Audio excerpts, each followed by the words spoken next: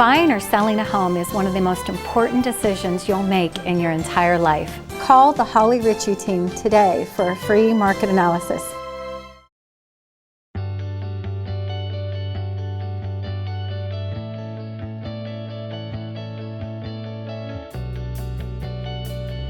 So originally I was a pre-med major. And my mom was an emergency room nurse, and so she had me talk to some doctors and interview them. And actually, they kind of changed my mind about going into pre-med because of all of the different difficulties that they were having.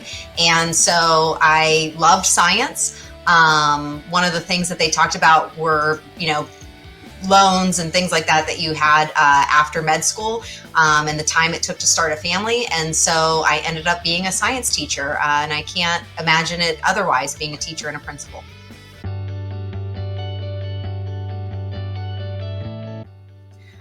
So I think part of it is not staying with the status quo, making sure that I'm trying to find a better way to do something. A lot of people, think, well, I went to high school. I could run a high school. And there's a lot of different things that go into that, trying to do it the best way, making myself accessible to our families. I often reply to emails after hours. I'm trying to go to all of the games. I'm trying to go to all of the events and things like that.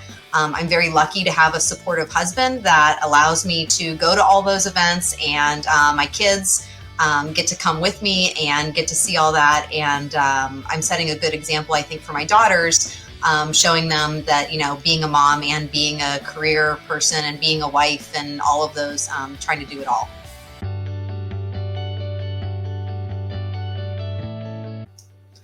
So the biggest professional mistake, I'm gonna cop out a little bit and say something I should have done instead of maybe something I did do.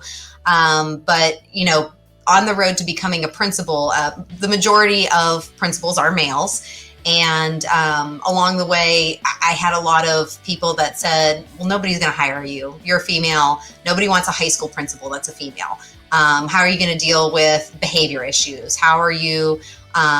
You'll never be a head coach because you're going to want to start having babies and you're just going to want to stay at home and be a mother. And so a lot of misogynistic comments like that I've endured over the years. So my biggest mistake, I think, is I wish I would have said something. I wish I would have spoke up, and instead of just kind of internalizing that and making it feel bad, go out earlier and show them and verbally tell them, like, you don't know what you're talking about.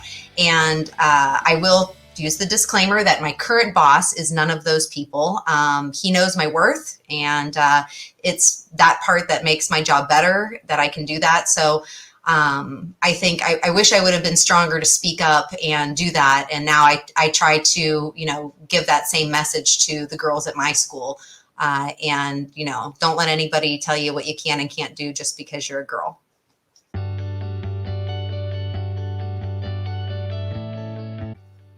So if there is one person that I wanted to meet, somebody that I really admire, is Tina Fey. And reading her book, Bossy Pants, I think just says so much about every working mom. It makes you laugh. It makes you cry. It inspires you. And, if you had to pick somebody to play yourself in your Lifetime movie, I think Tina Fey would be a spectacular choice. I just got to put my glasses on. So that was a real inspiration to me. Okay, great. That's easy.